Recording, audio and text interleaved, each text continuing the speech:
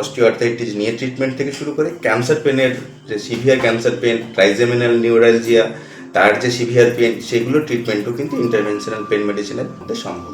এটা আমরা যাতে ওষুধ খেতে না হয় তার জন্যই করছি। থ্রু ইন্টারভেনশন অনেক কিছু সমস্যারই সমাধান আমরা কিন্তু করতে পারছি। যেটা অপারেশনের প্রয়োজন হচ্ছিল সেটার অপারেশন প্রয়োজন হচ্ছে না।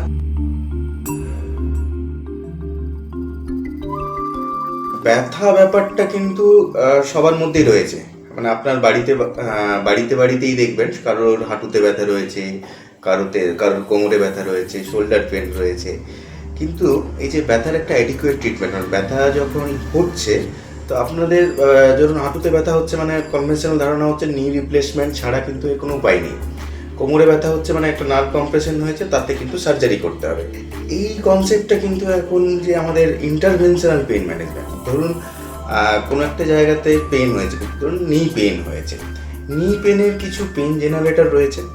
সেই পেন জেনারেটর যে নার্ভ, সেটাকে যদি আমরা লোকেট করতে পারি, বা কোমরে যে ব্যথা রয়েছে, কোমরে ব্যথার ক্ষেত্রে যে পেন জেনারেটর যে নার্ভ রয়েছে, সেটা যখন আমরা লোকেট করছি, সেই লোকেট করার মধ্য দিয়ে সেই নার্ভটাকে আমরা নার্ভ ব্লক করছি।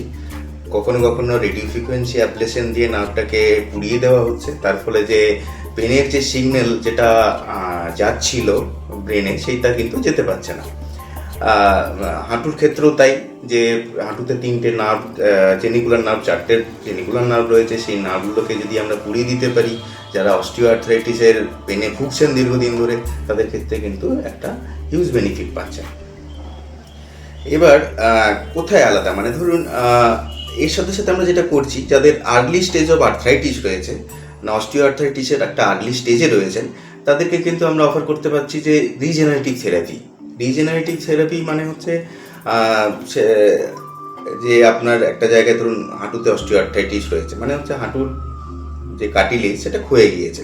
সেই কার্টিলেজটাকে আমরা রিজেনারেট করছি। কিভাবে করছি সেটা হচ্ছে যে আপনারই রক্ত থেকে আমরা গ্রোথ ফ্যাক্টর এগুলো এক্সট্রাক্ট করে সেই গ্রোথ ফ্যাক্টরটা আপনার হাঁটুর ভিতরে ইনজেক্ট করছি, এবং তার ফলে কি হয়, সেখানে কিন্তু যে কার্টিলেজ সেটা একটা রিজেনারেশনের দিকে যাচ্ছে। এটাকে বলা হচ্ছে আপনাদের রিজেনারেটিভ থেরাপি।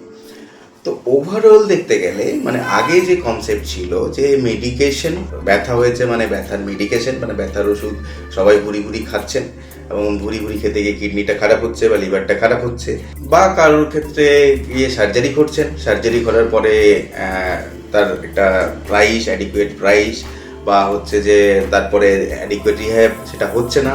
তার ফলে আপনার যে জায়গাটা দাঁড়াচ্ছে যে আপনি সেটা অ্যাডিকুয়েট জায়গাতে আপনার ট্রিটমেন্ট হচ্ছে না। সেটা যদি হয়ে থাকে, আমাদের যে ইন্টারভেনশনাল পেন যে প্রসিডিওর্স, সেটা কিন্তু মিনিমালি ইনভেসিভ, মানে খুবই ছোট্ট একটা প্রসিডিওর। তার মধ্যে এই যে ব্যথার জায়গাগুলোকে সেটাকে কিন্তু অ্যাড্রেস করা আমাদের পক্ষে সম্ভব হচ্ছে। তার ফলে মানে এতদিনের যে কনসেপ্ট ছিল, মানে ব্যথা হয়েছে মানে হয় আপনাকে ব্যথায় ভুগতে হবে সারা জীবন ধরে, সেই কনসেপ্টটা কিন্তু এখন থাকছে না।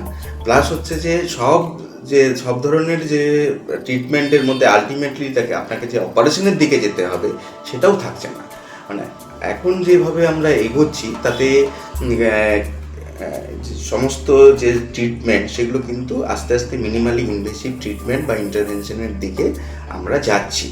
তার ফলে কি দাঁড়াবে, যে আপনাদের যে সমস্ত মানে ব্যথার যে চিকিৎসা, সেই চিকিৎসা পদ্ধতিতে একটা আমূল পরিবর্তন কিন্তু এই ইন্টারভেনশনাল পেন মেডিসিনের মধ্য দিয়ে কিন্তু এগিয়ে আসছে। যেহেতু সাবজেক্টটা নতুন, তার ফলে কি হয়েছে, অনেকের ক্ষেত্রেই যে ব্যথা হলে যে একজন ব্যথা বিশেষজ্ঞ ডাক্তারের কাছে যাওয়া প্রয়োজন, বা ব্যথার চিকিৎসার জন্য একটা স্পেশালিটি রয়েছে, একটা ইন্টারভেনশনের মধ্য দিয়েও কিন্তু বা আপনার ব্যথার চিকিৎসা সম্ভব, সেই জায়গাটা কিন্তু এখনো উঠে আসেনি। তো ধীরে ধীরে যখন এই জায়গাটা সবার মধ্যে উঠে আসবে এবং এই পদ্ধতিগুলো পপুলারাইজ হবে, তখন দেখা যাবে কিন্তু থ্রু ইন্টারভেনশন অনেক কিছু সমস্যারই সমাধান আমরা কিন্তু করতে পারছি। যেটা অপারেশনের প্রয়োজন হচ্ছিল, সেটার অপারেশন প্রয়োজন হচ্ছে না। যারা দীর্ঘদিন ধরে ব্যথায় ভুগছিলেন, তারা কিন্তু একটা জায়গা থেকে ব্যথার থেকে রিলিফের একটা নতুন দিশা তারা কিন্তু একটা খুঁজে পাবেন। হ্যাঁ, এবার প্রশ্নটা হচ্ছে যে ধরুন আপনি সার্জারি করছেন, তাহলে কি সেক্ষেত্রে ইনজেকশন বা ওরাল ড্রাগ এই ধরনের কিছু ইউজ করা হয়? ওরাল ড্রাগ তো আমরা ইউজ করি, ওরাল ড্রাগ সবাই ইউজ করছেন।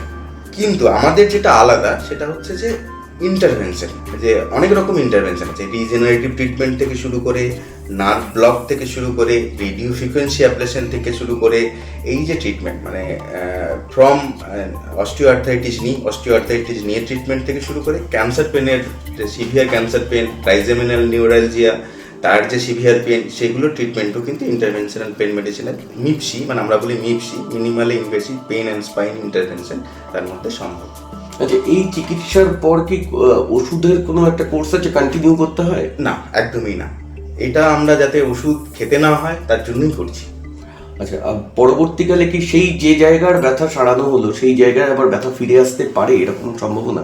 ডিপেন্ড করছে, মানে ধরুন এই যে নার্ভ ব্লক বা রেডিও ফ্রিকোয়েন্সি, সেটা সাধারণত অনেক দিন, মানে ফ্রম 2 ইয়ার্স টু 10 ইয়ার্স পর্যন্ত কিন্তু লংজিভিটি থাকে। তাহলে 2 ইয়ার্স টু 10 ইয়ার্স একটা পিরিয়ড পর্যন্ত কিন্তু একটা পেন ফ্রি থাকবে। আফটার 10 ইয়ার্স বা 2 ইয়ার্স ওটা আবার কিছু জায়গায় রিল্যাপস করতে পারে, বা অন্য কোনো জায়গায় পেন শুরু হতে পারে, দ্যাটস ডিফারেন্ট।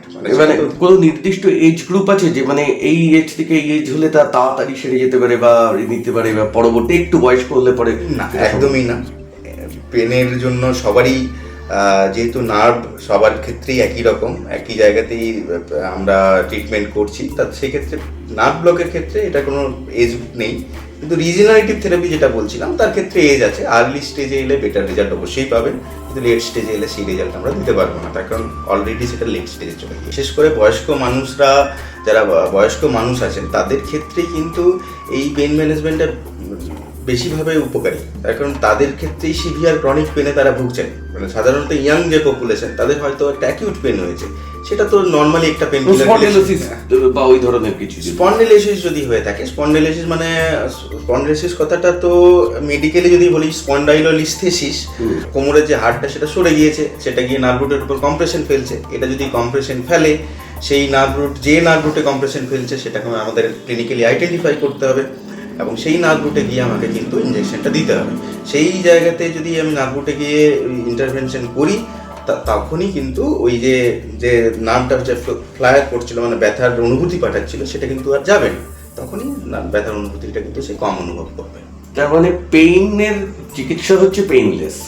ইয়েস, পেইনলেস একদম, মানে খুবই মিনিমালি ইনভেসিভ। প্রসিডিওরটা খুব যে হিউজ টাইম লাগে তাও নয়, 15 to 20 মিনিটস ম্যাক্সিমাম প্রসিডিওর। খুব যদি কমপ্লিকেটেড বা বড় যেমন প্রসিডিওর না করা হয় তাহলে কিন্তু ম্যাক্সিমাম 15 to 20 মিনিটসের মধ্যেই করি, এবং লোকাল অ্যানাস্থেশিয়ার মধ্য দিয়ে, মানে আপনাকে পুরোটাও অজ্ঞান করতে হচ্ছে না, লোকাল অ্যানাস্থেশিয়ার মধ্য দিয়েই এটা করা হয়। লাইক ও সাবস্ক্রাইব করার পাশাপাশি বেল আইকনটি প্রেস করতে ভুলবেন না। ওয়েল টক।